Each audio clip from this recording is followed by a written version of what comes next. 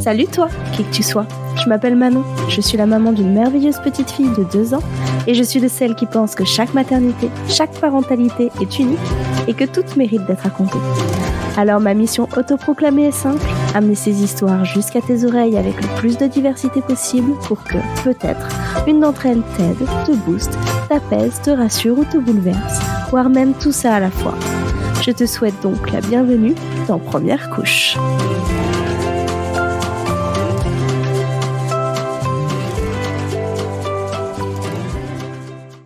Cet été, j'avais envie d'aller découvrir les femmes et mères qui se cachent derrière nos marques préférées sur Instagram. Les miennes en tout cas. Alors toutes les 2 semaines, parce que l'appel de la plage est trop fort pour continuer toutes les semaines, ou parce qu'il y a trop de boulot, comme tu veux, mais je préfère la plage, tu entendras une de ces mères qui ont monté leur remarque ou leur concept et qui ont su se faire une place sur Instagram et un peu dans nos cœurs quand même. Pour le 3e épisode de cette première série de l'été, c'est Elodie de Petite Menottes que j'ai le plaisir d'accueillir à mon micro. Le projet bébé d'Elodie et de son homme n'était pas pour tout de suite et pourtant une nuit, elle se réveille en pleurs et elle sait. Elle est enceinte, c'est un petit garçon et il y a un problème. Quelques semaines plus tard, la grossesse est confirmée et c'est avec une grande angoisse qu'Elodie vit son début de grossesse. C'est quand enfin elle réussit à s'apaiser que la nouvelle tombe, à la 2e écho. Son fils, car c'est bien un garçon, a un problème au cœur. Si aujourd'hui son enfant va très bien, Elodie va nous raconter son arrivée dans ce monde, les opérations qu'il a dû subir, comment elle a vécu tout ça, mais aussi sa 2e grossesse aussi sereine que la première était angoissante, son accouchement réparateur, son postpartum et les débuts de vie à 4. Sans oublier, évidemment, comment Petite Menotte est née. Bonne écoute! Salut Elodie! Salut Manon! Merci beaucoup d'avoir accepté de répondre à mes questions dans cette mini-série de l'été, ma toute première. Avec plaisir. Alors, on va commencer tout de suite. Qui es-tu et d'où viens-tu? Alors, je suis Elodie, j'ai 35 ans et je viens d'Alsace. Et maintenant, je suis à Montpellier, mais je viens d'Alsace. Ok, comment est-ce que tu as rencontré ton homme? Sur un site de rencontre à l'époque, il y a presque 12 ans. Waouh, sacrée histoire. Et les enfants, ça a toujours été un sujet entre vous et où vous en avez mis du temps à en parler? On a mis un peu de temps à en parler, c'était surtout moi qui en voulais. Et mon conjoint préférait attendre un peu plus. Que vous soyez un peu plus installés? Oui. Ouais. Qu'est-ce que tu faisais, toi, comme travail à ce moment-là? Alors, j'étais auxiliaire de vie scolaire et j'étais aussi étudiante en licence de psychologie, en master, non en licence encore à l'époque, je crois. Et je faisais aussi du bénévolat, donc je faisais plein de choses. Ah oui, c'est un emploi du temps assez riche. Oui. Et ta première grossesse, c'est une grossesse surprise? Comment c'est est-ce une que grossesse tu t'en rends surprise. compte? Tout de suite, en fait, j'ai tout de suite senti qu'il y avait quelque chose de différent en moi. J'ai fait un rêve très bizarre Ah oui? et du coup, j'ai tout de suite su que j'étais enceinte, mais j'étais très angoissée tout de suite aussi. Ah oui? Tu sentais qu'il y avait un... Ouais, je savais pas, mais je sentais que j'étais très angoissée, j'avais très peur pour mon bébé et quelques semaines plus tard, on a fait le test et oui, effectivement, j'étais bien enceinte. Comment toi tu réagis parce que c'est pas à ce moment-là que vous vouliez commencer les essais? T'es angoissée, mais ça reste une bonne nouvelle ou Oui, pas? oui, c'était une bonne nouvelle. Je pense que c'était une bonne nouvelle pour les deux. C'était une surprise plutôt qu'un fardeau, quoi. C'était une très Oui, belle surprise. ça marche. C'est cool alors. Comment se passe ta grossesse? Donc angoissée, mais t'as des symptômes physiques ou d'autres Oui. symptômes plus psychologiques? Alors, j'avais des symptômes de grossesse qui étaient pas très forts non plus, mais je les notais tous les jours. Ah oui. Je pense que j'avais besoin de rendre la chose plus réelle. Et comme j'étais très angoissée, j'avais besoin d'avoir des symptômes pour me dire que ça allait, quoi. Mais Ouais. c'était pas du tout handicapant. Ouais, c'était juste pour se dire c'est bon, je suis bien enceinte, il est Oui, bien là. ouais, c'est ça. Et à quel moment il y a comment dire la question? Un moment Oui. vous décelez un problème, comment ça se passe? Quand est-ce que ça arrive? Quand est-ce que... C'est au deuxième trimestre de grossesse, à la deuxième échographie, que l'échographe s'arrête sur le cœur. Et en fait, il se passe ce que j'avais rêvé peut-être le jour après qu'il soit La entré. conception? Voilà, c'est ça. Mhm. Et du coup, on nous dit que c'est un petit garçon, on est très heureux. Et après, l'échographe s'arrête sur le cœur. Et on se rend compte que il y a quelque chose qui va pas, personne ne dit rien, il va voir un autre échographe et après on commence à comprendre qu'il y a un problème. On nous installe sur une chaise et on nous explique qu'il sera opéré dès sa naissance. On savait pas encore ce que c'était puisqu'on devait voir un cardiopédiatre plus tard pour savoir exactement quel problème il y avait. Heureusement, on a eu un rendez-vous assez rapidement parce que c'était pendant les fêtes de la fin d'année pour savoir exactement quel problème il y avait. Mais entre-temps, il y a quand même eu plus d'une semaine où on ne savait pas si notre enfant allait pouvoir survivre ou pas. Ah oui, le pronostic vital était engagé. On savait pas. On savait qu'il y avait un problème au cœur. On savait qu'il serait opéré à la naissance. Mais on ne savait pas du tout quelle pathologie c'était. Et le cardiopédiatre, du coup, vous l'explique un peu plus après? Oui, on apprend que c'est une transposition des gros vaisseaux et que le taux de réussite est quand même bon. On nous donne un chiffre, 97%, et moi, toute ma grossesse, je suis restée bloquée sur les 3%. Ouais. Évidemment. Je comprends, j'aurais été un petit peu dans ce genre-là aussi. Ouais. C'est dur, c'est les statistiques. Ouais. Et donc, j'imagine que tu finis ta grossesse encore plus angoissée qu'au début. Oui, en fait, je commençais à être un peu rassurée, à essayer de rationaliser avant la deuxième écho, puisque tout se passait bien, que la première écho s'était bien passée. Mais voilà, j'essaie de rationaliser au quotidien, mais ce rêve que j'ai fait dès la conception, ça a un peu, ça m'a angoissée jusqu'à cette écho-là où je commençais à rationaliser et en fait non. Du coup, après, ça a été pire forcément, mais Ouais, c'est assez c'était mon incroyable. premier bébé. On devions mettre, c'était la première fois qu'on connaissait tout ça, à la grossesse, la Oui. préparation à l'accouchement, enfin tout était nouveau. Et en fait, tout a été différent par rapport à une grossesse normale. Mais maintenant, je me rends compte que toutes les grossesses sont différentes et qu'à dans une certaine mesure, tout le monde a de l'anxiété, enfin, c'est difficile quoi. La grossesse, on le dit pas assez. Ça, je suis bien d'accord. Toi, tu avais prévu quelque chose de particulier pour ton accouchement? Ah oui, oui, je voulais une grossesse naturelle, un accouchement naturel, sans péri. On avait fait de l'aptonomie, enfin, on a fait de l'aptonomie. Voilà, je voulais le moins de... Des Non. médicalisations? Voilà, c'est ça. Et ça changeait quelque chose, cette pathologie? Ah oui, en fait, j'avais une super gynéco avec qui tout se passait très bien et du jour au lendemain, on m'a fait passer sur un parcours de soins en hôpital de jour, tous les mois, hospitalisée en hôpital de jour avec une gynécologue qui était du coup la référente dans les cas de cardiopathie congénitale. Et elle était beaucoup plus froide que ma gynécologue que j'avais, donc c'était vraiment pas facile. Même juste d'avoir cette coupure nette où j'ai même pas pu dire au revoir à ma gynéco. Ah oui, du jour au lendemain, t'es passé Ouais, en pathologie. ouais, c'est ça. Ah, ça doit être violent. Ouais, c'était violent parce que je suis quelqu'un de timide et réservé. J'ai besoin de choisir moi-même les personnes soignants qui vont être là pour moi et pour mon bébé. Ouais, ça n'a pas été évident en plus de tout le reste d'avoir cette cassure-là. Donc t'étais beaucoup plus suivie à la fin, tous les Ah mois? oui, ouais, j'étais suivie, j'avais des échos à domicile, pas des échos, Les des monitos? monitos, ouais. Ouais. Et j'avais des hospitalisations de jour tous les mois, donc ouais, c'était pas une grossesse naturelle du tout, c'était une grossesse très pathologique, quoi.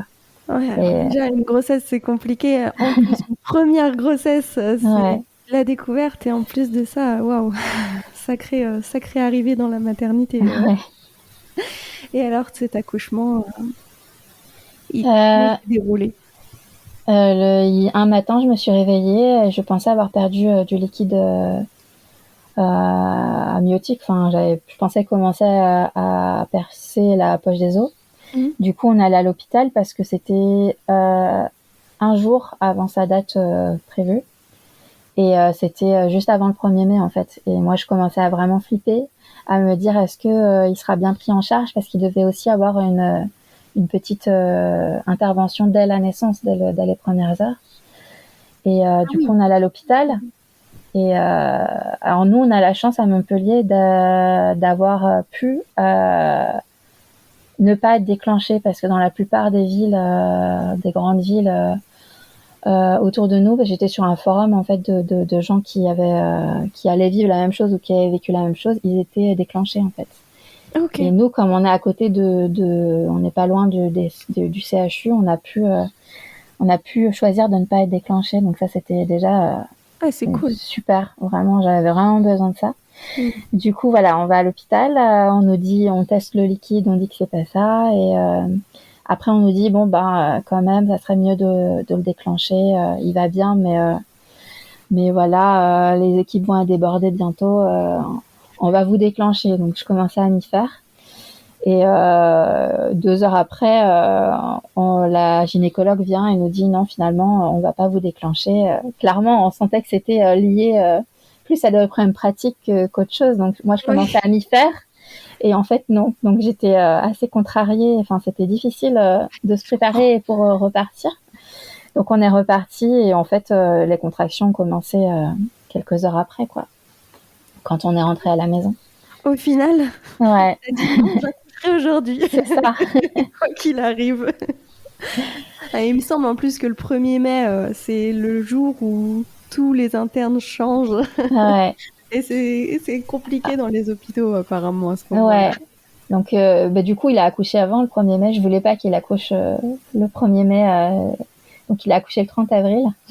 Enfin, j'ai accouché le 30 avril, pardon. Il est arrivé, ouais. Ouais, il est arrivé plutôt.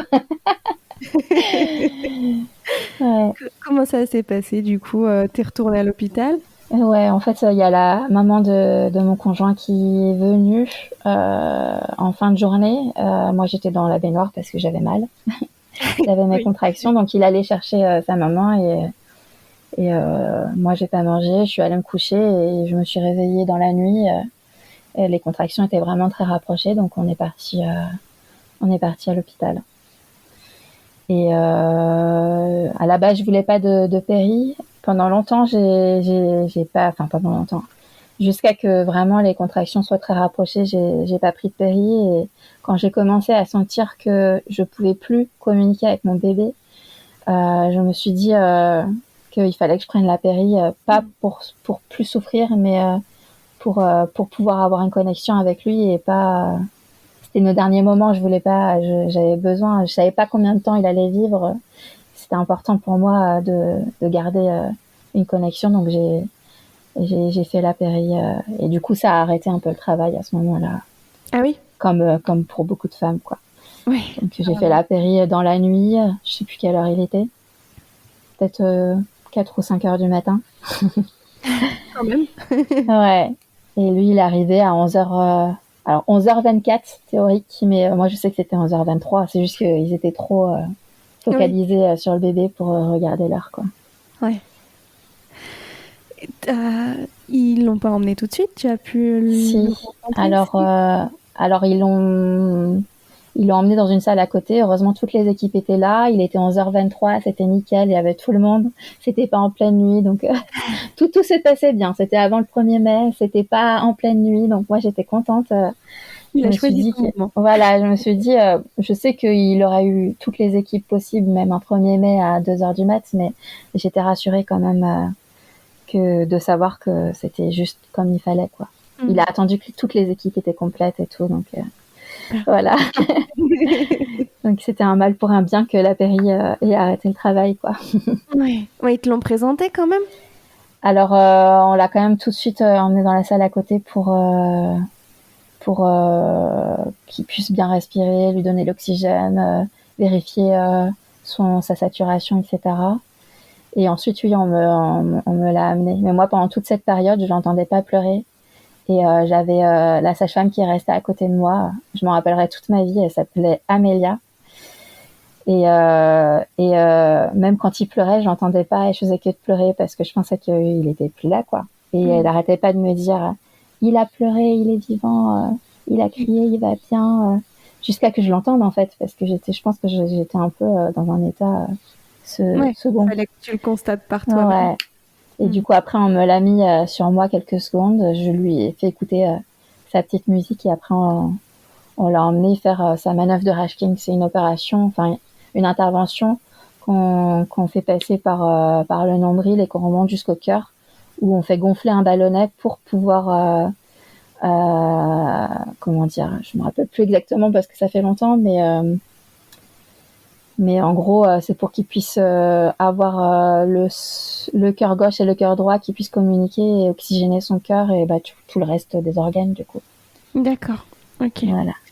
Donc la rencontre, elle a été très très rapide. Oui, ça a été très rapide. Donc on n'a pas eu le temps d'avoir la vague d'amour, etc., quoi. C'était plutôt l'angoisse Ouais. Et quand est-ce qu'il te le ramène? Alors il me le ramène pas, il va en réa. Du coup, dès que son opération est finie, moi je le rejoins tout de suite en réa, comme si j'avais pas accouché. Je pense que j'ai pas eu vraiment de postpartum entre guillemets parce que j'avais pas le temps et j'avais pas le droit de m'accorder ça. Donc tout de suite, je me suis sentie bien entre guillemets et je suis allée le voir dès que j'ai pu, quoi. Limite en courant, quoi. Ouais, tu t'es complètement mis de côté. Ouais. Et du coup, là, par contre, mon conjoint, il est allé le déclarer à ce moment-là. Et là, je le découvre pour la première fois. Et là, vraiment, il y a la vague d'amour, quoi. Le plus beau moment de ma vie. Ah oui? Ouais. C'est souvent on dit que on peut avoir du mal à reconnaître le bébé dans le ventre et le bébé dehors. Toi, t'as eu ça ou tu l'as tout de suite reconnu? Lui, je l'ai tout de suite reconnu à ce moment-là. Après, c'était différent après son opération, mais on pourra en reparler après. Mais oui, j'ai ressenti la vague d'amour, énorme vague d'amour pour lui, quoi. C'était un super beau moment. Et ce qui est rigolo, c'est que je lui ai chanté la chanson que je lui chantais dans le ventre. Et il y avait la sage-femme qui était avec lui pendant l'intervention. Et en fait, à ce moment-là, quand il pleurait pendant l'intervention, elle lui avait chanté la même chanson. Donc c'était un super beau moment. Et c'est une sage-femme qui partait le lendemain de cet hôpital alors qu'elle était restée des années. Donc c'était vraiment c'était très très beau comme moment. Ouais. Qu'est-ce qu'on ferait sans elle, nos sage-femme? Ouais, alors c'était pas une sage-femme pour le coup, désolée, c'était une infirmière en réanimation pédiatrique. Les soignants, c'est vraiment important. On a été super bien accompagnés, hein, vraiment. Toi, tu voulais l'allaiter? Oui, je voulais l'allaiter. C'est possible du coup? Alors j'ai tiré mon lait, un enfer, j'ai tiré mon lait toutes les 4 heures. Pendant tout le temps que ça a duré, parce qu'il a été 3 semaines à l'hôpital, du coup, il a été longtemps en réa, il était dans le coma, donc parce que là c'était sa première intervention, mais ensuite il y a eu la vraie opération à cœur ouvert, donc on a dû aller à Marseille. Ah oui. Il a failli être héliporté, donc on a vu l'hélicoptère commencer à se motoriser avec les hélices, etc. Et en fait, l'hélicoptère s'est arrêté devant nous. Donc, j'ai cru que s'il s'était arrêté, c'est parce que qu'il était plus là, quoi. En fait, c'était juste un problème moteur. Donc, il avait pris l'ambulance jusqu'à Marseille. Et ça, c'était une semaine après Montpellier. Il est resté une semaine à Montpellier. Et ensuite, on est allé à Marseille pour son opération. Et vous avez pu le suivre sans souci? On l'a suivi en voiture, ouais. Donc, je pense que c'était un des pires. Ouais, je pense que c'était le pire jour de ma vie ce jour-là parce qu'on arrivait à Marseille avec des équipes qui étaient pas du tout chaleureuses. Enfin, moi, je l'ai ressenti comme ça. On avait un médecin qui passait de chambre en chambre et qui était, enfin, il était super dur dans ses propos. Il voulait lui donner, alors ça s'appelait la prostaglandine, c'est quelque chose, c'est un médicament qui permet de garder un canal ouvert, alors que le sien était très ouvert et qu'il n'y en avait pas besoin, mais jusqu'au bout, il nous a angoissés là-dessus, alors que je m'étais un peu documentée sans être médecin, mais toute ma grossesse, et tous les médecins nous disaient qu'il n'y en aurait pas besoin. Bon, bref, ça a été dur, on n'a pas dormi, on n'avait pas de chambre à ce moment-là, donc on a dormi assis, enfin, alors que j'étais déjà épuisée, que j'avais pas dormi pendant une semaine. Donc ouais, l'arrivée à Marseille a été vraiment super dure, quoi. On pouvait pas le voir non plus comme on voulait, alors que à Montpellier, si. C'était, ouais, c'était angoissant. Et toi, je reviens un petit peu sur l'allaitement. Du coup, tu continues à tirer ton lait et Oui. il te donnait? Alors, en fait, à Montpellier, même avant que je l'ai vu, alors que j'avais demandé à ce qu'il soit allaité, on lui a déjà donné un biberon. Donc, du coup, c'était déjà dur de mettre en place l'allaitement. Et moi, je voulais juste qu'il se sente bien et qu'il pleure pas parce qu'il avait faim, quoi. Donc, j'ai choisi de pas me battre là-dessus parce que je voulais qu'il se sente bien, qu'il prenne du poids pour son opération. Donc, je continuais à lui proposer le sein et je continuais à tirer mon lait toutes les 4 heures minimum. Mais j'avais très, très peu de lait. Et du coup, c'était un deuxième échec pour moi. Je me disais, j'ai pas réussi à le fabriquer normalement.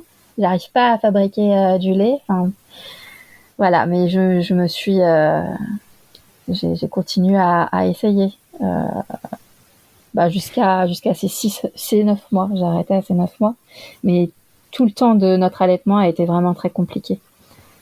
C'est compliqué le tir-allaitement. Déjà, Ouais. l'allaitement, c'est compliqué, mais le tir-allaitement et lancer un allaitement avec du tir-allaitement, c'est waouh! Ouais. Alors j'ai appris avec ma fille qu'en fait j'avais une hypoplasie mammaire et quoi que je fasse, j'aurais jamais pu l'allaiter exclusivement, quoi. Ah, Mais ok. ça je le savais pas à l'époque. Oui. J'avais pas le temps d'aller voir. Enfin, on avait vu des conseillers en allaitement sur place, mais voilà, j'ai fait avec ce que j'avais comme info et j'avais pas le temps de chercher plus loin ni d'essayer autre chose. Enfin, de toute façon, c'était pas possible au final. Ça m'aurait énormément aidé qu'on pose ces mots parce que même physiologiquement, on le voit sur le sein, quoi, qui manque. Enfin voilà. Bon, bref, on l'a su pour ma fille, mais moi, je pense que c'était presque égoïste pour le coup sur la fin de lui proposer le sein tout le temps alors que lui voulait juste son biberon. T'en avais besoin. J'en avais besoin, ouais. C'était vraiment très narcissique. J'avais besoin de guérir cette blessure-là, quoi. Oui. Bah, ça peut se comprendre. Mm. Donc là, vous êtes à Marseille. Ouais. Et il se fait Vous êtes opérer. comment? Comment? Vous êtes logé comment? Alors au départ, on n'est pas logé, donc on dort à l'hôpital sur des chaises, quoi, Wow. dans une salle d'attente. Enfin, c'est rude, c'était dur. Ouais. Et ensuite, avant son opération, alors le jour avant son opération, là, j'ai eu énormément de chance parce que mon fils était très stable depuis sa naissance et j'ai pu le garder avec moi dans une chambre à l'hôpital. Et là, j'ai pu découvrir mon fils presque sans fil. C'était vraiment merveilleux, quoi. Et c'était juste avant son opération, donc on savait, c'était chaque instant était précieux parce qu'on savait pas combien de temps on en aurait. Ouais. Et c'était un beau cadeau très inattendu. Et c'était vraiment un beau cadeau après tout ce qu'on avait vécu, de pouvoir le prendre, de le bercer dans ses bras, de rester juste debout avec lui et pas collé à des fils, quoi. Sans couveuse, sans. Ouais. Et du coup, juste avant son opération, la nuit avant son opération, bon après, je sais peut-être pas si je vais en parler, mais il y a eu en gros des erreurs qui ont été faites de la part des infirmières à Marseille. Donc ça a été dur parce que ils ont dû, en plus de son opération, vider son estomac parce qu'on nous a dit qu'il avait plus droit au lait 12 heures avant à peu près, mais qu'il pouvait continuer à avoir, c'était de l'eau sucrée. On donne de l'eau sucrée en réa pour les enfants qui sont angoissés, ça les calme en fait. Ah ok, je savais pas. Et ça, on a pu lui donner une ou deux pipettes d'eau sucrée pour le calmer parce qu'il pleurait énormément, énormément. Il a toujours beaucoup pleuré, mon fils, même dès le départ, quoi. Ça a été très angoissant parce que on a tout senti que c'était qu'il avait des besoins très intenses. Mm. Et voilà, du coup, on a continué à lui donner parce qu'on avait le droit de lui donner. Et quand on va chercher notre fils pour son opération, on nous dit que non, il fallait pas. Et du coup, là, je me dis, ok, en plus de ce qu'il va vivre, on va devoir vider son estomac, en fait. Et voilà, donc c'était une grosse erreur de la part des infirmières. Nous, on a juste écouté ce qu'on nous a dit, quoi. Ouais. Mais bon, voilà, ça a ajouté une angoisse supplémentaire à tout ça, quoi. Ouais, c'était un peu la goutte d'eau en trop, quoi. C'était déjà inconcevable pour Sur un vase moi. déjà très très plein, en plus. Ouais, c'est ça. Mm. Et du coup, quand on va l'emmener tôt le matin à l'opération, on doit attendre que l'anesthésiste le recherche et quand ils le prennent dans son petit lit pour le ramener, on s'écroule alors que j'avais jamais vu pleurer mon conjoint, on s'écroule par terre. On pouvait plus tenir debout, quoi. Ouais. Et voilà, et du coup, voilà, l'attente commence. Donc moi, j'avais décidé que pour cette attente, je voulais pas rester à l'hôpital. Donc en fait, on allait avoir une chambre pour les parents des enfants malades. Donc on va poser nos affaires dans cette chambre d'enfants malades. Donc déjà, c'est super, on a enfin un endroit pour se poser. Avec un lit. Et ensuite, on va aller faire des courses, quoi. On va acheter plein de choses pour notre enfant toute la journée. Ça durait combien de temps? Ça a duré à peu près 10 heures. Ah oui, sacrée attente. Ouais. Et quand on rentre dans cette chambre, là, ça devient vraiment dur, quoi. Parce que tout le temps, toute la journée, j'ai essayé de me focaliser sur le après, en fait. En étant positive. Et là, on attend et on sait pas. On sait pas pourquoi ça prend du temps. Alors moi, j'étais rassurée que ça prenne du temps. Parce que si on nous appelait trop vite, j'avais peur que c'est parce que ça n'allait pas, justement. Donc, que ça prenne du temps, j'étais plutôt contente qu'on ne soit pas appelé, quoi. C'était qu'ils étaient toujours en train de travailler. Exactement. Et du coup, on nous appelle, je crois, vers 16h30, on appelle mon conjoint et on nous dit que l'opération s'est bien passée. Et alors, du coup, on retourne directement à l'hôpital pour attendre de pouvoir le voir. Le soulagement. Ouais. On a attendu quand même beaucoup de temps pour le voir. Donc c'était angoissant aussi parce qu'on savait pas du tout, on n'avait aucune info. Il était en réa quand même, en réa, le torse ouvert. Enfin, on savait pas s'il pouvait y avoir des complications qui pouvaient arriver. Enfin bon, bref. Voilà, c'était c'était très angoissant. Et là, on le rencontre. Moi, je le vois juste à quel point il est beau, alors qu'on voyait, ils avaient oublié de cacher son torse. Donc, en fait, je voyais son cœur battre à l'intérieur puisque son torse était ouvert, quoi. Donc, c'était une image qui aurait pu être très, très, très choquante. Mais bizarrement, je voyais pas tout ça. Je voyais pas les fils. Tu voyais je voyais juste mon fils. Ouais. Parce que c'était pas la dernière opération prévue. C'était la dernière opération prévue. On a de la chance. Enfin, il a eu de la chance dans son malheur qu'il avait une opération, enfin une transposition des gros vaisseaux. En fait, c'est juste qu'il faut remettre l'aorte à la place de l'artère pulmonaire. Donc, en gros, c'est un changement de tuyau. D'accord, ok. Et une fois que c'est fait, si tout va bien et s'il n'y a pas de complications et si le cœur physiologiquement il est normal entre guillemets, les enfants vivent très bien, quoi.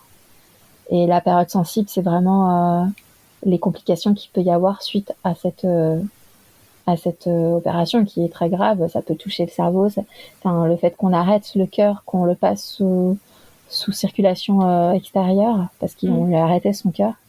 Ça, c'est un geste qui est très lourd, quoi. Et c'était surtout ça aussi qui était angoissant et inquiétant pour tout le monde.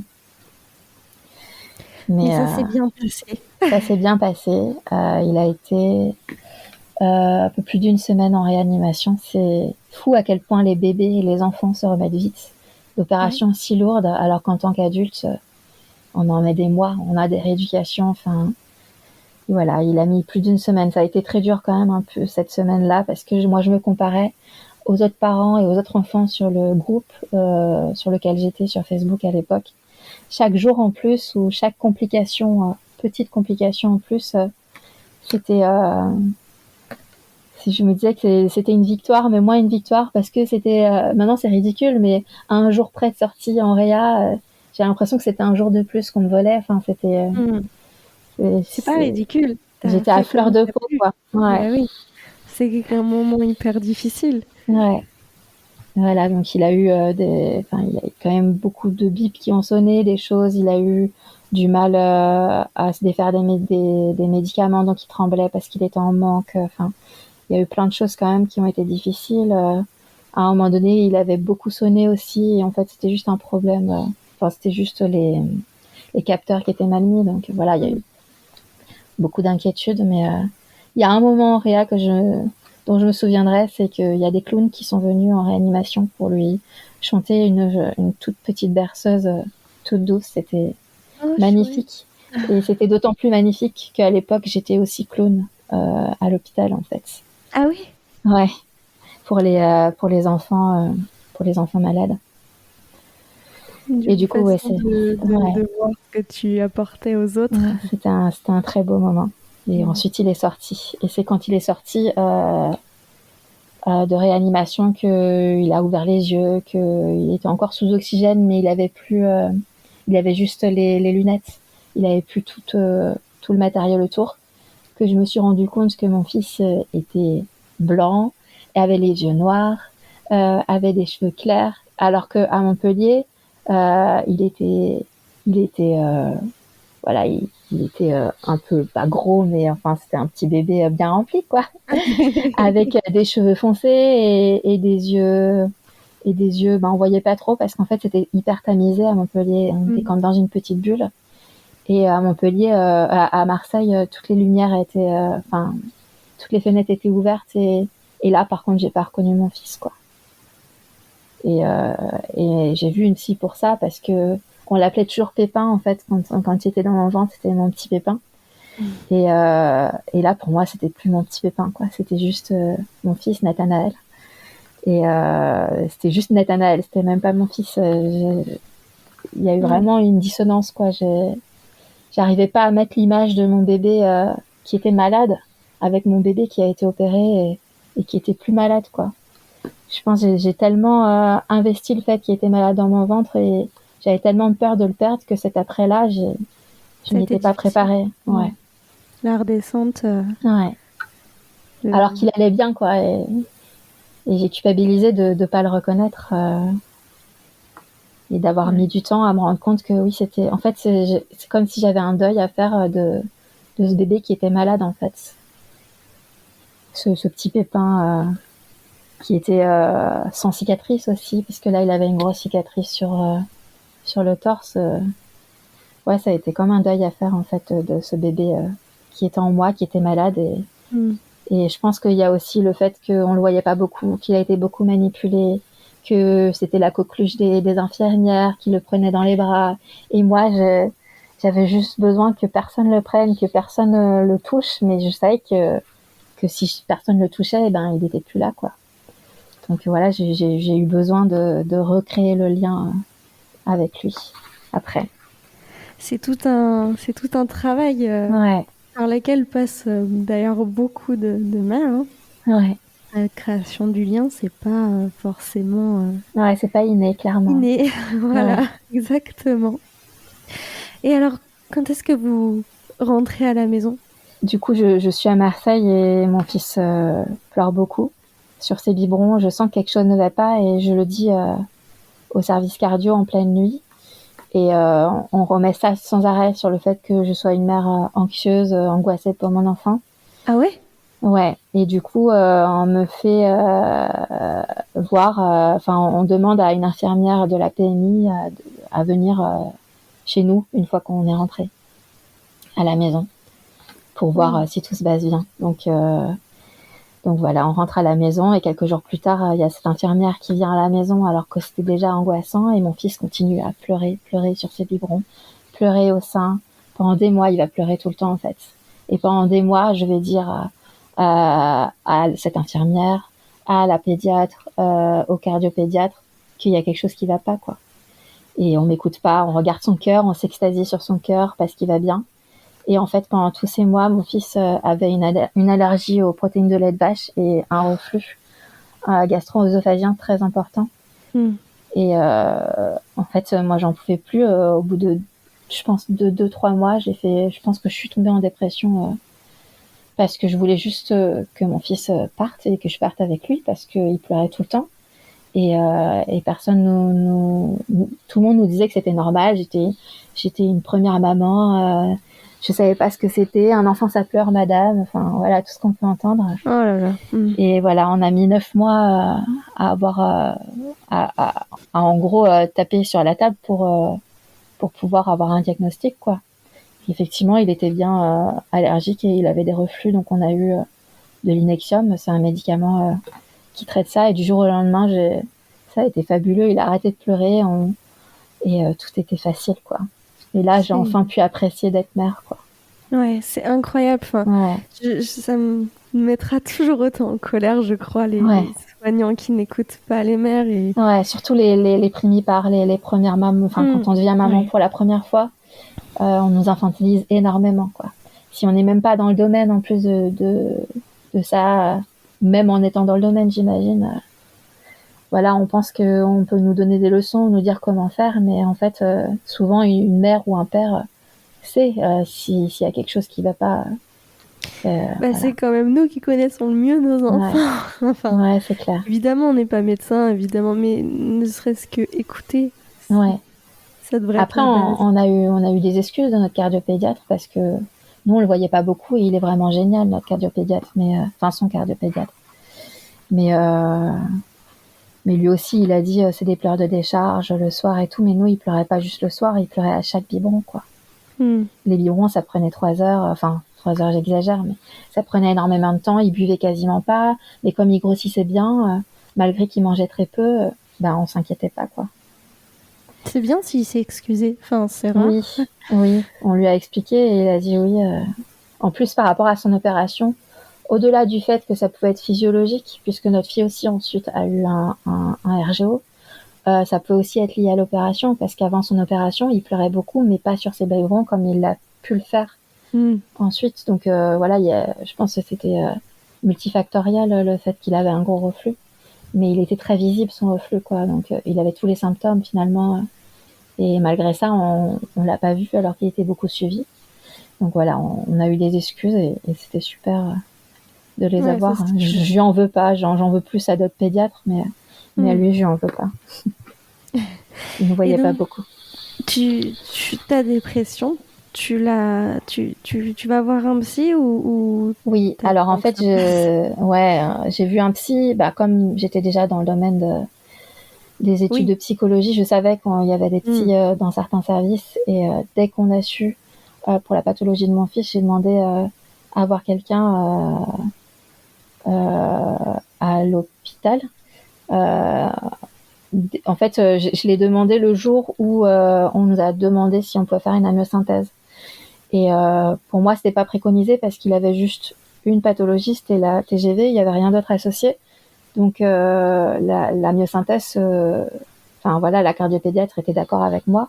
Elle n'était pas indiquée, voilà. Et la gynécologue voulait le faire. Et là, j'ai pété un plomb parce que c'était déjà assez dur tout ce qu'il allait vivre. Je voulais pas lui faire subir ça et avoir risqué de le perdre.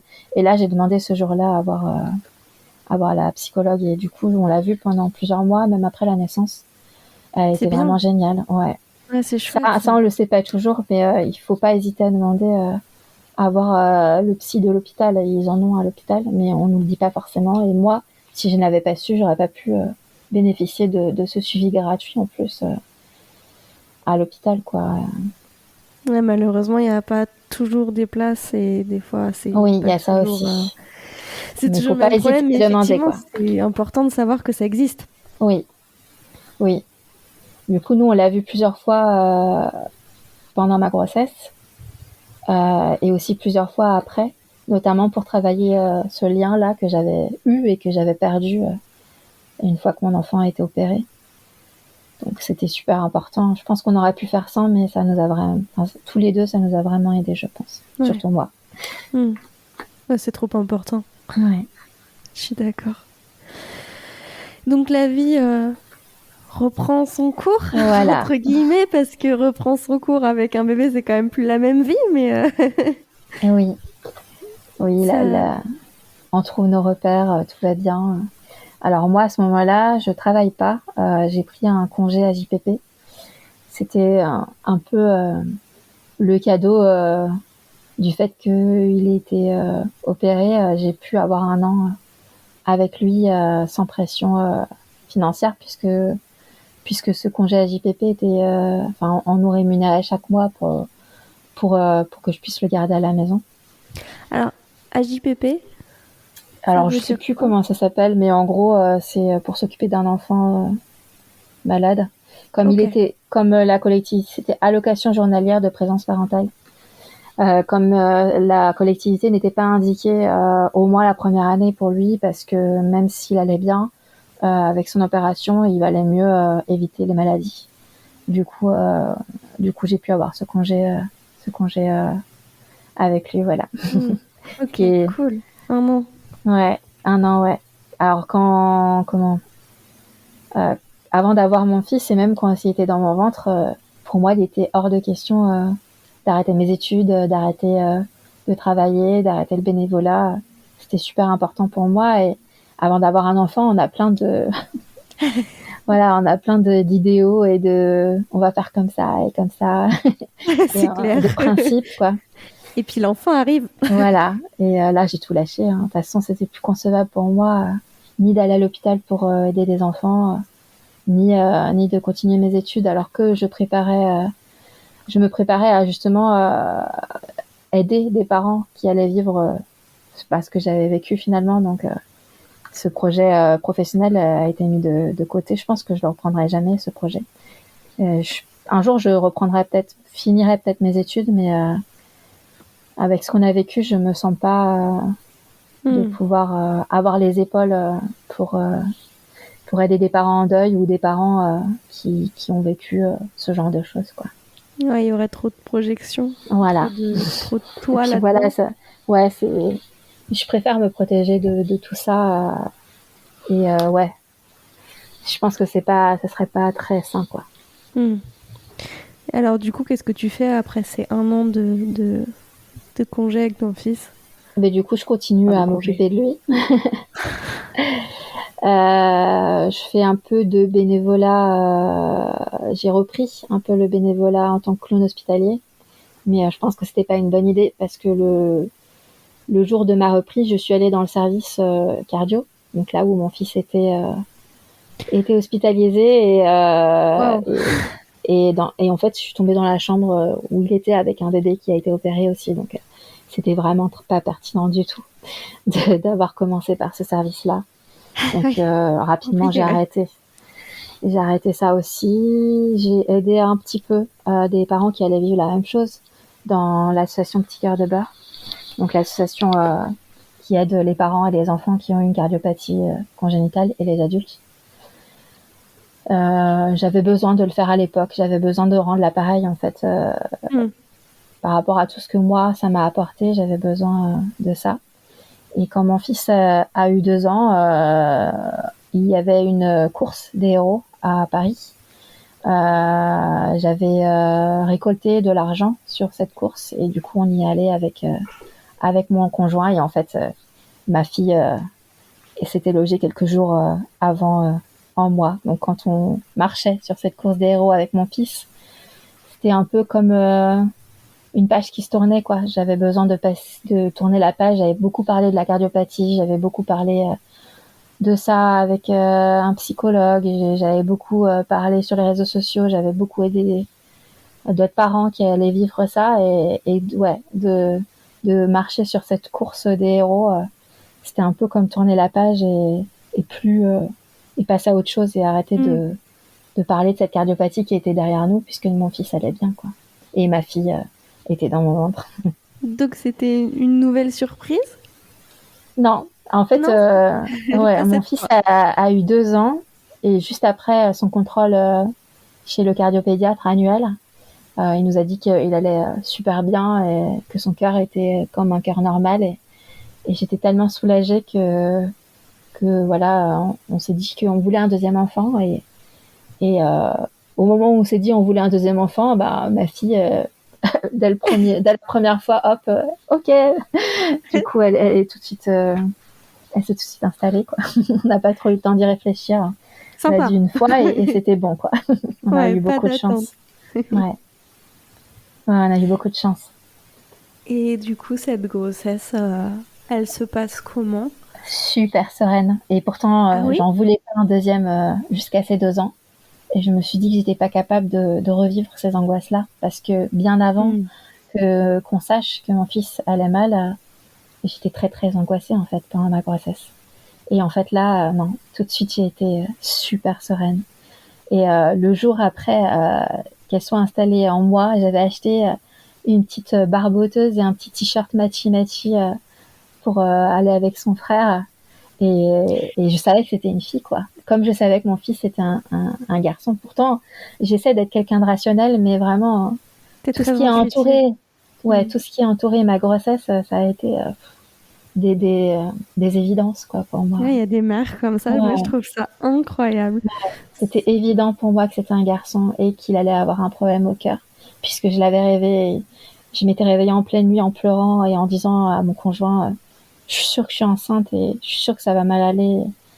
Et voilà, et rien ne laissait penser que j'étais enceinte parce que c'était une surprise, ni que c'était un garçon, ni qu'il allait avoir un problème au cœur. Donc voilà, on croit ou on croit pas, c'est comme ça. Ça J'essaie d'être s'explique pas. rationnel. Mon conjoint est très rationnel, donc lui aussi, il peut pas l'expliquer. Enfin, il l'a vécu ça, donc il a vu que j'ai dit ça et que ça s'est passé. Mais voilà. Et du coup, non, cette grossesse s'est super bien passée. J'étais très très très sereine tout de suite.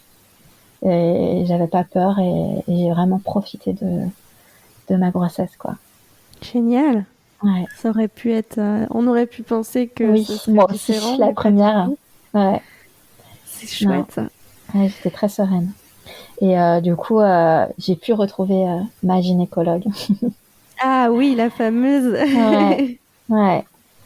J'ai pu retrouver ma gynécologue et en fait, j'avais décidé de faire un parcours mixte, donc entre gynécologue et sage-femme, parce que j'avais très très envie d'avoir une grossesse la plus naturelle possible, comme ce que je voulais pour mon fils. Hmm. Et du coup, accoucher en salle nature. Et pour accoucher en salle nature, on avait besoin d'avoir un parcours d'accompagnement différent. Donc Ah j'avais oui. pris une sage-femme qui faisait ce parcours-là, qui était vraiment génial. Et du coup, j'ai pu être enceinte comme une femme enceinte normale, avec d'autres personnes qui allaient accoucher naturellement, comme moi. C'était vraiment super, quoi. Il y a ce qui s'est passé pour ton fils avait aucune répercussion sur le suivi de ta grossesse, ta deuxième grossesse? Alors, j'ai eu une échographie cardiaque pour ma fille assez tôt quand même, parce que j'avais besoin d'être assurée, mais aussi parce que c'était préconisé, même Hmm. si la transposition des gros vaisseaux n'est pas un indicateur de génétique en fait. Ouais. J'imagine que si, hein, qu'il y a toujours quelque chose, mais nous on nous a toujours parlé de hasard. Après la recherche évolue, peut-être qu'un jour on se rendra compte que si, il y avait quelque chose, mais globalement c'est très rare qu'un enfant qui a une transposition des gros vaisseaux a dans sa famille un autre frère, sœur, père, mère Oui, qui est la avec même une chose. transposition des gros vaisseaux. Donc, on avait un parcours de santé normal, entre guillemets. Il y avait juste cet écho à faire qui était préconisé sans non plus être une priorité. Mais moi, ça m'a rassurée de le faire. Et heureusement, elle l'a fait assez tôt et du coup, j'étais rassurée pendant toute ma grossesse aussi, grâce à ça, je pense. Ouais. Donc là, tu te retrouves avec un parcours mixte. La préparation à l'accouchement, elle est différente vu que tu veux faire un accouchement en salle nature. Comment? Parce que c'est quand même pas la même chose à gérer. Comment tu te prépares à ça? Est-ce que ça change quelque chose à ta préparation ou pas? Non, en fait, moi, j'étais juste... pour moi, le plus important, c'était d'allaiter ma fille, en fait. Et Ah oui, t'étais déjà dans l'après? ouais, Mm. complètement. Et je voulais pas de drogue à sa naissance, donc pas de péri. Je voulais qu'elle puisse tout de suite bien téter. Enfin, la moindre chose qui puisse aller dans ce sens, j'étais passée en mode warrior, quoi. Et Et du coup, voilà, je voulais avoir une grossesse naturelle et une naissance naturelle pour plein d'autres raisons, mais cette raison-là était importante aussi pour moi. J'avais besoin de créer le lien tout de suite, qu'il y ait le moins de chances possibles que ça se passe mal. Et du coup, pour moi, de pas avoir de péri, c'était déjà un élément en moins pour. Enfin, c'était un élément qui allait peut-être éviter quelque chose, quoi. Ouais. Comme un travail qui se met en marche trop tard ou qui met trop de temps parce qu'on a mis la péri. Enfin, voilà, toutes ces choses-là, c'était c'était vraiment pour que la naissance se passe bien, que la rencontre se passe bien, que l'allaitement se passe bien, et puis tout le reste autour. Il y avait beaucoup de choses qui font que je voulais vraiment pas avoir la paix, quoi. Et puis tu voulais peut-être aussi te réapproprier cette Ouais, naissance. Enfin, je ouais, dis pas que complètement. la péri empêche de s'approprier Non, une naissance, mais, complètement. Ça, pour c'était toi, mon point de vue à ce Mm. moment T, ce que je n'ai plus du tout le même point de vue maintenant. Mais dans ma tête, à ce moment-là, pour moi, c'était le meilleur choix pour moi, quoi. Et Et pour alors, mon comment ça enfant. s'est passé? Du coup, ma fille, j'ai perdu les os. Alors, j'ai perdu les os avec un peu d'aide de ma sage-femme parce que j'étais allée la voir le jour avant. On se rapprochait de la date et j'avais vraiment peur qu'on passe en déclenchement ou quoi. Et c'était tellement important pour moi que tout se passe bien. Du coup, j'ai demandé voilà, une petite aide. Donc, c'était déjà, mon col était déjà ouvert, donc elle a pu, je sais plus comment ça s'appelle, décoller un peu. Membrane? Voilà. Et quelques heures, enfin le matin, du coup j'ai bien dormi en plus, même si je sentais que ça travaillait. Le matin, je me lève, je commence à perdre les os, donc on part, on appelle une amie pour qu'elle s'occupe de notre fils. Donc c'était vraiment super et on est resté longtemps dans une salle en pré-travail. Donc voilà, le truc c'est que c'est comme pour mon fils, j'ai eu des contractions très très très rapprochées tout de suite. C'est ça qui était dur à vivre au niveau de la douleur, c'est que j'avais pas le temps de sortir de la douleur, que ça revenait. Mm. Mais pour le coup, mon conjoint, on a été une équipe. Alors que pour la première fois, il était peut-être un peu impuissant parce qu'on a été préparé différemment à l'accouchement. Là, on était une équipe. Il me faisait des points de pression. Il essayait de me faire sortir de la chambre en me racontant des histoires, en me projetant avec ma fille. Et tout ça, ça m'a énormément aidée. Et jusqu'à la phase de désespérance où on m'a mis un monito et on m'a de nouveau couché sur le dos. Et là, les douleurs étaient insoutenables sur le dos. On n'a pas eu, pour le coup, une sage-femme au top du top, hein, comme la première fois. Mais bon, c'est pas grave. J'avais mon conjoint, je m'en fichais du reste, quoi. Ton meilleur coach. Ouais, complètement. Du coup, on a fait l'écho et là, les douleurs étaient insoutenables et j'étais en phase de désespérance, donc j'avais envie de vomir. Enfin, et du coup, je dis bon, c'est bon, je veux la péri. Finalement. Et en fait, je voulais la péri surtout parce que la salle nature n'était pas disponible. Ah oui, Et donc dès qu'on est arrivé, on nous a dit non, elle n'est pas disponible. Et plusieurs fois, j'ai demandé si elle était disponible.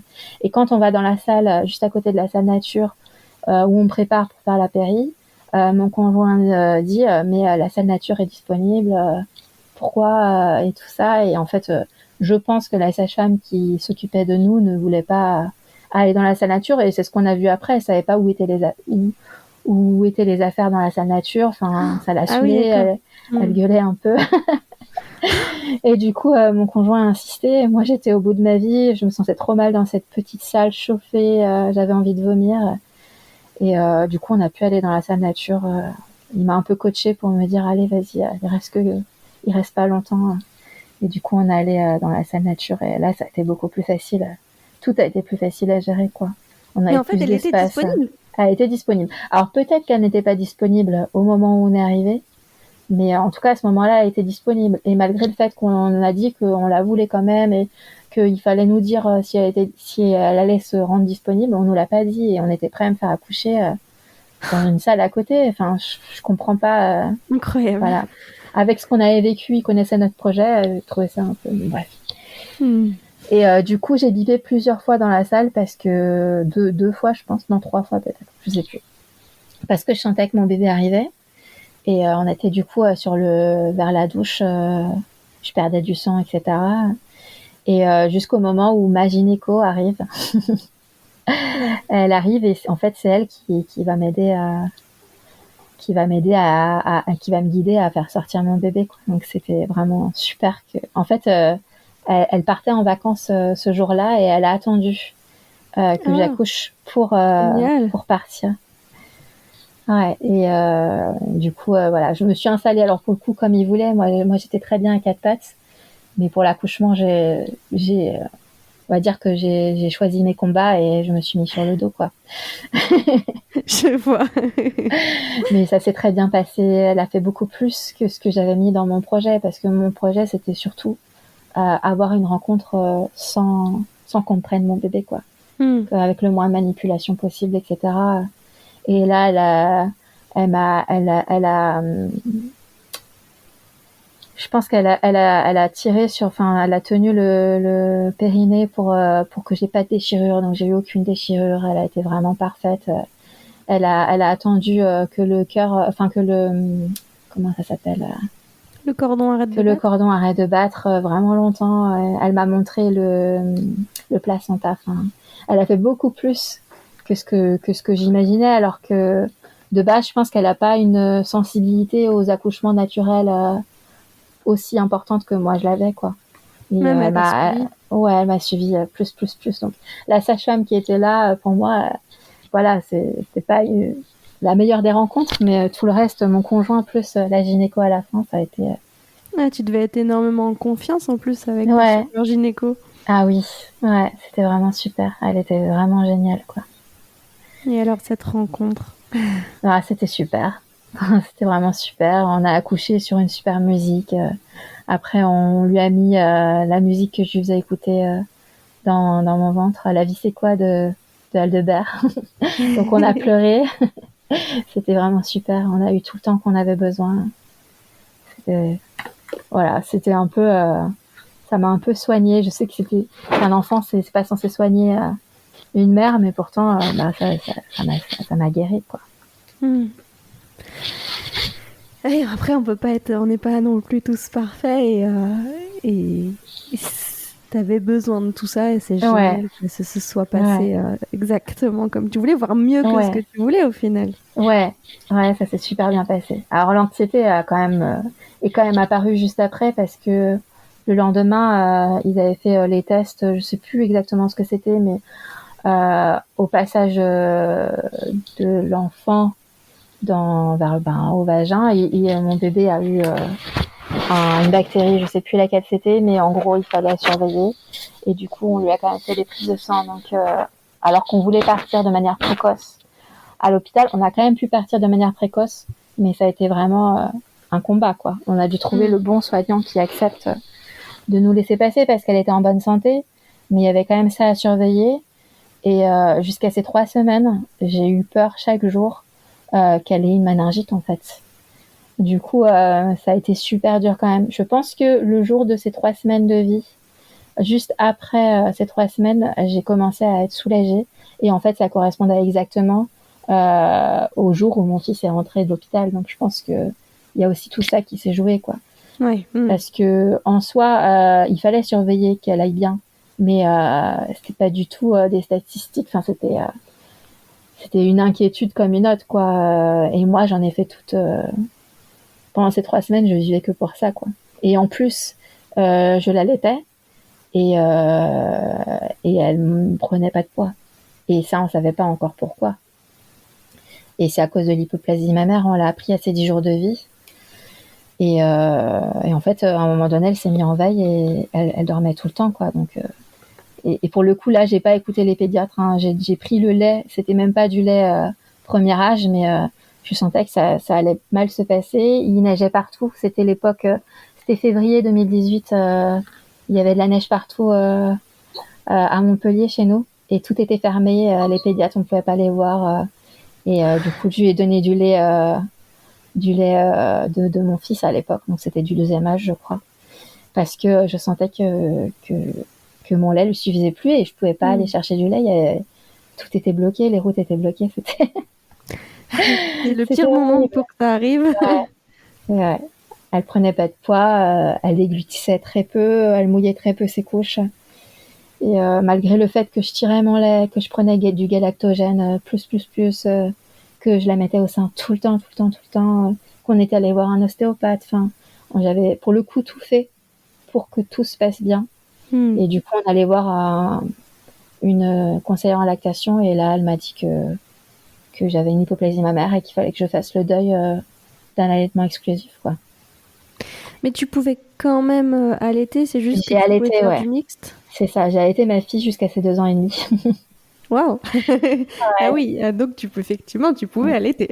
Oui, on est C'est passé à juste pas en travers. exclusif. Ouais, c'est ça. Alors, on a pu passer en exclusif entre guillemets une fois qu'elle était diversifiée, quoi. Une fois qu'on a commencé la Ah DME. oui, ouais, il fallait Ouais, juste un complément quel qu'il soit. c'est ça. Il y a des jours où on y arrivait, mais vraiment à refaire, je ne ferai plus. Je me suis beaucoup trop bataillée, juste pour me dire, je suis capable de nourrir ma fille, alors que physiologiquement, c'était pas possible.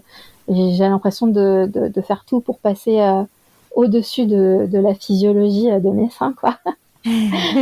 Mais voilà, elle prenait du poids, mais comme mon fils, elle prenait du poids en mangeant très peu, en fait. Mes 2 bébés ont pris beaucoup du poids, ils étaient pas du tout fins, mais en mangeant très peu tous les deux, quoi. Donc, Oui, ça c'est impressionnant la différence selon les enfants ouais, c'est là-dessus. clair. Et cette vie à 4, vous arrivez à trouver un équilibre sympa? Oui, ça va. Je trouve que de passer de 1 à 2, ça a été difficile parce que je pense que j'ai une relation un peu exclusive avec chacun de mes enfants. Et le fait d'avoir 2 enfants qui interagissent entre eux, c'est magnifique. Et en même temps, c'est aussi être beaucoup un arbitre. On les voit jouer ensemble, mais on est moins dans la relation et on est surtout beaucoup dans le recadrage, quoi, quand on a 2 enfants. Moi qui étais vraiment à fond dans l'éducation positive, entre guillemets, avec mon fils, on a dû faire une éducation approximative quand on devient un 4, quoi. J'aime Donc, beaucoup le terme éducation approximative. on fait du mieux qu'on peut, mais on se respecte chacun et on respecte aussi nos limites à nous. Et voilà. Mais on trouve nos repères. C'est sûr que c'est différent de passer de 1 à 2 parce que voilà, tout l'équilibre familial doit être fait. Mais oui, on y arrive. On y arrive non sans mal, mais voilà, c'est plus des guerres de fratrie hein, quand ils grandissent, quoi. Maintenant, ils ont 4 ans et 7 ans, donc c'est parce que j'ai du recul dessus que je dis ça. Oui. Mais oui, quand elle était petite, oui, je pense qu'on a trouvé plutôt facilement les repères. C'est plus quand ils ont grandi qu'on a encore dû trouver d'autres repères, puisqu'ils ont commencé à interagir de plus en plus entre eux, quoi. Oui, bah, de toute façon, c'est sûr qu'on s'adapte toujours, hein, ça change tout le temps. C'est ça. De toute façon, c'est comme quand ils sont tout bébés, dès qu'on a compris le mode d'emploi, ils changent. Ça change pas quand ils grandissent, ça, j'ai l'impression. Ouais. Enfin, il faut toujours trouver des nouvelles choses. Faut toujours réinventer un nouvel équilibre, quoi. Mais c'est de plus en plus facile, je trouve, à mesure qu'ils grandissent aussi. Ouais, ils peuvent y mettre du leur aussi. Oui. Ça doit aider un peu, je pense. Ou pas. Ça dépend des jours. J'imagine, oui. Et alors, quand et comment te vient l'idée de Petite Menottes? Rapidement, pas à la naissance de ma fille, mais au bout de quelques mois. Alors, je pense que c'est aussi lié par le fait que ma fille était très, très, très, très fusionnelle. Et je pense qu'on était ensemble 23 heures sur 24, collés l'une à l'autre, voire plus. Hein. Je pense qu'il y avait juste les toilettes qui nous séparaient, les douches. Et là, j'ai commencé à me sentir un peu aliénée dans mon rôle de mère et j'avais besoin de retrouver, de m'affranchir financièrement, enfin rapporter quelque chose au foyer et aussi de trouver un autre objectif que juste m'occuper de mes enfants, quoi. Te retrouver Donc c'est toi. passé comme ça. Donc j'ai mis du temps à trouver ce que je voulais faire. Après, au départ, c'était plutôt, je regardais quelque chose qui pouvait me permettre d'avoir un équilibre familial, donc toujours pouvoir m'occuper de mes enfants, les chercher à l'école, garder ma fille le plus longtemps possible à la maison. Et du coup, je pensais à être assistante maternelle. Et en fait, rapidement, on s'est rendu compte que ça n'allait pas avec l'équilibre de notre famille parce que ça voudrait dire plutôt laisser mes enfants à l'école pour m'occuper d'autres enfants. Et voilà, donc j'ai laissé ce projet de côté et du coup j'ai réfléchi à ce que j'aimais et avec mon fils on a fait beaucoup d'activités Montessori. Donc quand j'ai monté le projet de Petite Menottes, c'était plus pour les mains, pour faire soi-même, pour l'autonomie, pour tout ce qui touche à Montessori. Et c'était surtout pour m'occuper de mes enfants en fait, ce Hmm. projet-là. C'était avoir un projet, amener de l'argent à la maison, un petit peu, et m'occuper de mes enfants le plus possible, quoi. Et alors, comment ça se passe? Comment tu te lances Du coup, pendant 9 mois, j'ai commencé à élaborer des prototypes. J'ai appris tout sur le tas. Je savais pas coudre. Ah bon? Rien, ouais, c'était pas non plus une passion, faut le dire. Pas du tout même. Mais c'était plus un projet en fait, un projet que j'avais pour m'occuper de mes enfants et aussi pour faire des choses que je trouvais pas forcément dans le commerce en fait. Hmm. Parce que j'adorais habiller mon fils de manière colorée, parce qu'il adorait les couleurs, parce que c'était dur de trouver des choses non genrées, mais colorées et pas juste des jeans et des polos, quoi.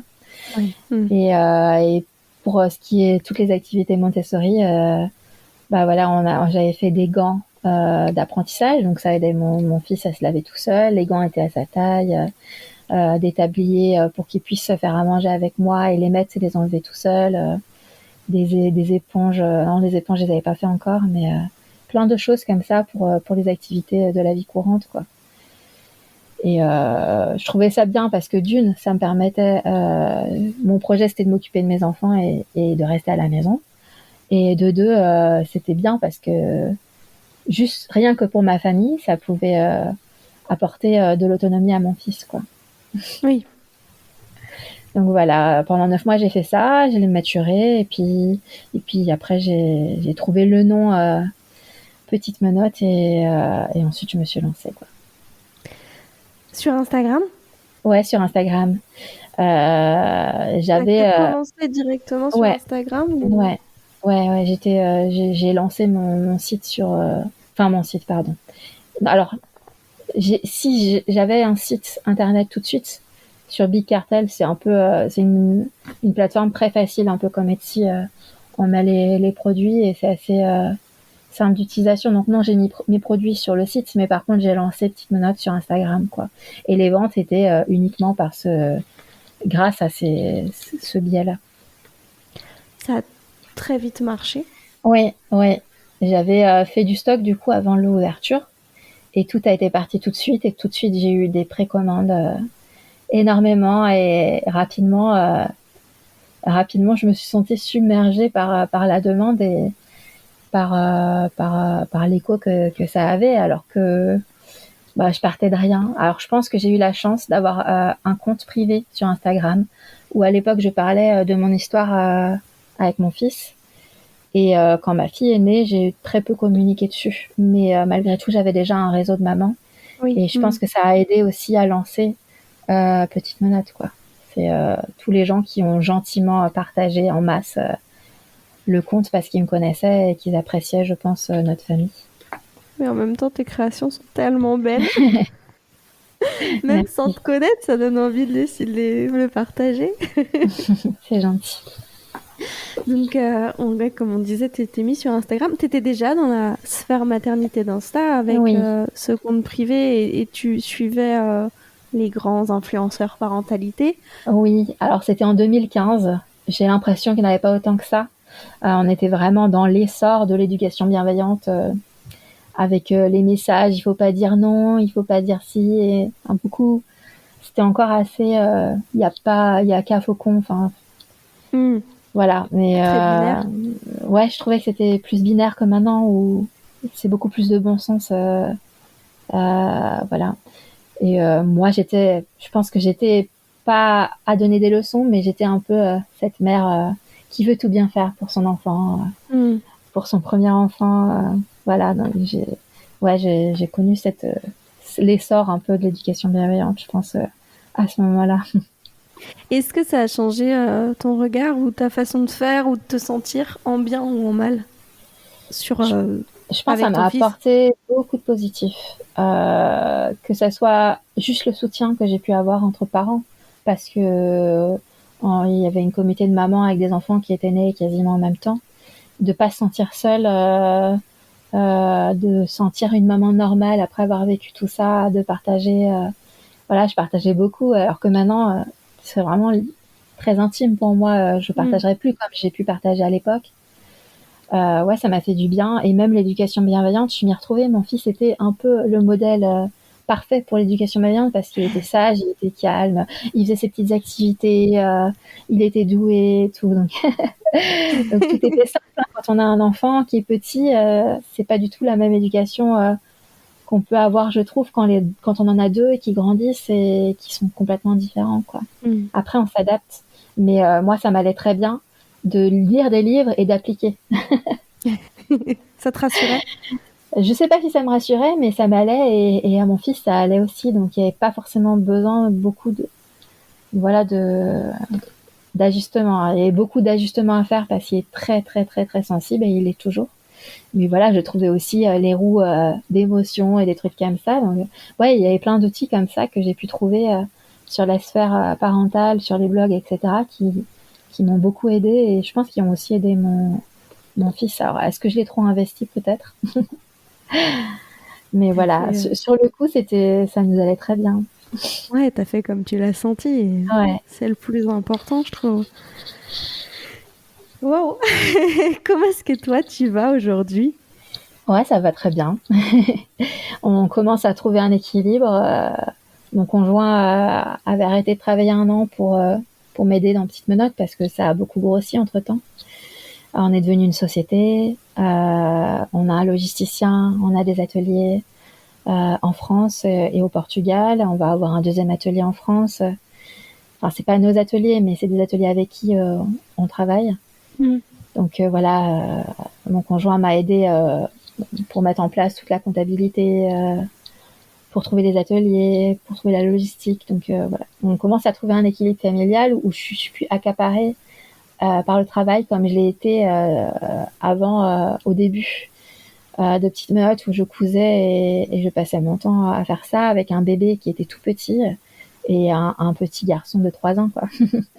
Donc maintenant c'est beaucoup plus facile, ils ont 4 ans et 7 ans. On a trouvé notre équilibre, enfin on commence à trouver notre équilibre. Donc ouais, ça va de mieux en mieux maintenant. C'est trop chouette. Ouais. C'est quoi tes projets pour la suite? Mes projets, trouver encore un meilleur équilibre peut-être. On aimerait acheter une nouvelle maison. J'aimerais bien un jour finir mes études aussi. Et Ah oui? voilà. Ouais, parce que j'ai arrêté, j'étais en master de psycho. Oui. Et Tu voudrais reprendre la même branche? en psycho, mais plutôt en neuro.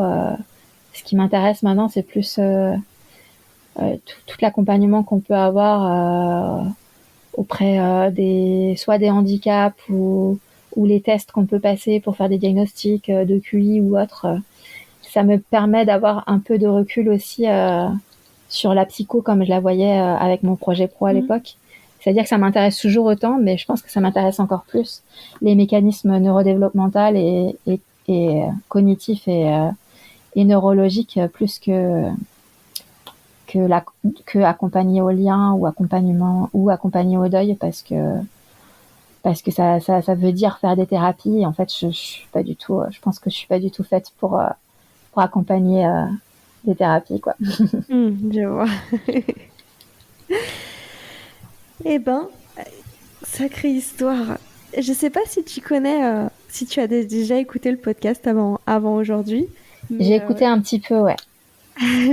Donc tu sais que j'ai une question traditionnelle de Ouais. fin que je vais te poser. Si tu pouvais changer une seule chose dans notre société, ça serait quoi?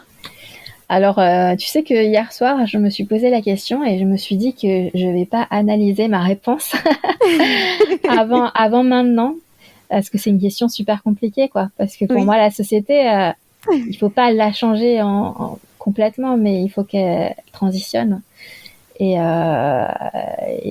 ce que je me suis dit et ce qu'on s'est dit avec mon conjoint hier soir, c'est que si je devais choisir quelque chose, je pense que ça serait investir dans l'éducation parce que c'est l'avenir de demain, mais pas juste investir dans l'éducation financièrement, quoi. C'est faire des cours d'empathie, apprendre l'écologie, enfin voilà, c'est voilà, plus investir et éduquer pour demain, quoi. Et je ne peux qu'être d'accord avec toi. C'est trop important le féminisme, enfin, l'égalité, effectivement, l'écologie. Mais il y a tellement de sujets qui si on part si on part de zéro et qu'on sensibilise à tous ces sujets sans partir dans de l'éco-anxiété, mais plus juste des cours d'empathie, juste de montrer la nature comme elle est, enfin me dire ça laissera pousser une graine peut-être pour les enfants de demain, quoi. Et puis voilà. Et financièrement aussi, si on pouvait donner un peu plus d'argent à l'éducation, ça serait bien. C'est clair. Merci beaucoup, Élodie. Merci, Manon. Passé. J'adorerais toujours autant recueillir vos histoires, c'est incroyable. Et je te dis à bientôt. À bientôt, merci beaucoup. Voilà, j'espère que cet épisode t'aura plu. On sera toujours forcé de s'adapter aux enfants qu'on a, au fur et à mesure qu'ils grandissent. Et c'est d'ailleurs bien pour ça que c'est impossible de trouver une méthode universelle et qu'on ne peut qu'essayer différents outils jusqu'à trouver ce qui fonctionne.